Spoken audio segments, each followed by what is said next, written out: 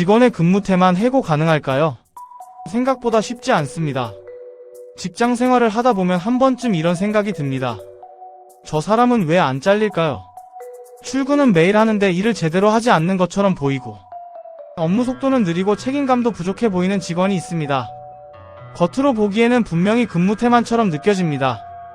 그런데 회사는 왜 그 사람을 쉽게 해고하지 못할까요? 결론부터 말씀드리면 근무태만으로 해고는 가능합니다. 하지만 현실에서는 생각보다 훨씬 어렵습니다. 이유는 간단합니다. 대한민국 노동법은 해고를 매우 엄격하게 제한하고 있기 때문입니다. 먼저 근무태만의 기준부터 정확히 짚어야 합니다. 많은 사람들이 착각하는 부분이 있습니다. 일을 못하는 것과 일을 안 하는 것은 완전히 다른 개념입니다. 업무 능력이 부족해서 성과가 낮은 경우는 근무태만이 아닙니다. 이건 단순히 역량의 문제입니다. 반면 일을 할 수 있음에도 불구하고 의도적으로 하지 않거나 회피하는 행동은 근무태만에 해당합니다. 예를 들어 지시된 업무를 반복적으로 수행하지 않는다거나 정당한 이유 없이 업무를 지연시킨다거나 근무 시간 중 개인적인 행동을 지속적으로 하는 경우, 이런 것들이 근무태만에 해당됩니다. 하지만 여기서 중요한 포인트가 있습니다. 이 모든 것은 반드시 증명이 가능해야 합니다. 회사 입장에서 저 직원은 일을 안 한다라고 느끼는 것과 법적으로 근무태만이 인정된다는 것은 완전히 다른 문제입니다. 그래서 해고를 하기 위해서는 몇 가지 조건이 반드시 필요합니다. 첫째, 객관적인 증거가 있어야 합니다. 단순한 감정이나 평가로는 부족합니다. 지각 기록, 무단 결근, 업무 미행 기록, 지시 불이행 내역 등 구체적인 자료가 필요합니다. 둘째, 반복성과 지속성이 있어야 합니다. 한두 번의 실수나 태만으로는 해고가 어렵습니다. 문제가 지속적으로 발생해야 합니다. 셋째, 개선 기회를 충분히 제공해야 합니다. 회사에서 해당 직원에게 명확하게 이 부분을 고쳐야 한다라고 안내했는지, 그리고 그 이후에도 개선이 이루어지지 않았는지가 중요합니다. 넷째, 징계 절차를 지켜야 합니다. 회사 내 규정에 따라 경고, 시정 요구, 징계위원회 등의 절차를 거쳐야 합니다. 이 네 가지 조건이 모두 충족되어야 근무태만 해고가 인정될 가능성이 높습니다. 여기서 현실적인 문제가 발생합니다. 이 과정을 모두 거치려면 시간이 굉장히 오래 걸립니다. 경고를 주고 개선 기회를 주고 다시 문제가 발생하고, 다시 경고를 주고 징계 절차를 진행하고, 이 과정이 반복되면서 몇 달은 기본이고 길게는 1년 이상 걸릴 수도 있습니다.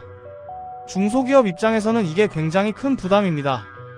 한 명의 인력이 비효율적으로 움직이는데도 불구하고 법적 절차 때문에 계속 유지해야 하는 상황이 발생합니다. 그래서 실제 현장에서는 해고 대신 다른 방식이 더 많이 사용됩니다. 가장 흔한 것이 잦은 퇴사 유도입니다. 업무를 줄이거나 평가를 낮게 주거나 조직 내에서 고립시키는 방식입니다. 법적인 문제를 피하면서 자연스럽게 퇴사를 유도하려는 방법입니다.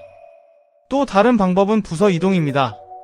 핵심 업무에서 제외시키고 영향이 적은 업무로 보내는 방식입니다. 문제를 해결한다기보다는 리스크를 분산시키는 접근입니다. 또 하나는 계약 구조를 활용하는 것입니다. 수습기간이나 계약직의 경우 계약 종료를 통해 비교적 쉽게 정리할 수 있습니다. 하지만 이런 방식들도 문제가 있습니다. 잦은 퇴사 유도는 경우에 따라 직장 내 괴롭힘으로 판단될 수 있습니다. 부서 이동은 조직 전체의 효율을 떨어뜨릴 수 있습니다. 결국 회사 입장에서도 완벽한 해결책은 아닙니다. 그렇다면 직원 입장에서 생각해 보겠습니다. 겉으로는 근무태만처럼 보이는 행동이 실제로는 구조적인 문제에서 시작되는 경우도 많습니다. 업무 지시가 명확하지 않은 경우, 상사의 지시가 계속 바뀌는 경우, 성과 기준이 불명확한 경우, 이런 상황에서는 직원이 일을 안 하는 것이 아니라 어떻게 해야 할지 모르는 상태일 수 있습니다. 또한 과도한 업무량도 문제입니다. 하루 업무가 감당할 수 없는 수준으로 많다면 사람은 자연스럽게 일을 미루게 되고 결과적으로 태만처럼 보이게 됩니다. 반대로 동기부여가 완전히 떨어진 경우도 있습니다. 성과에 대한 보상이 없거나 아무리 열심히 해도 인정받지 못하는 환경에서는 사람은 최소한의 노력만 하게 됩니다. 이 경우 겉으로 보면 근무태만이지만 실제로는 조직이 만들어낸 결과일 가능성도 있습니다. 그래서 근무태만 문제는 단순히 개인의 문제로만 보면 안 됩니다. 조직 구조, 업무 방식, 평가 시스템, 보상 체계까지 함께 봐야 합니다. 또 하나 중요한 부분이 있습니다. 요즘은 예전처럼 쉽게 해고할 수 있는 시대가 아닙니다. 과거에는 상사의 판단으로 인력 정리가 가능했다면 지금은 법적 기준과 절차가 매우 중요해졌습니다. 이 변화는 직원에게는 보호장치가 되지만 회사 입장에서는 인력 관리에 부담이 됩니다. 결국 중요한 것은 균형입니다. 회사는 명확한 업무 기준과 공정한 평가 시스템을 만들어야 합니다. 문제가 발생했을 때는 감정이 아니라 기록과 절차로 접근해야 합니다. 직원 역시 자신의 역할과 책임을 명확히 인식해야 합니다. 단순히 출근하는 것이 아니라 맡은 업무에 대한 최소한의 성실성을 유지해야 합니다. 정리해보면 근무 태만으로 해고는 가능합니다. 하지만 객관적인 증거, 반복성, 개선 기회 제공, 절차 준수라는 조건이 반드시 필요합니다. 이 조건을 충족하지 못하면 부당해고로 판단될 가능성이 매우 높습니다.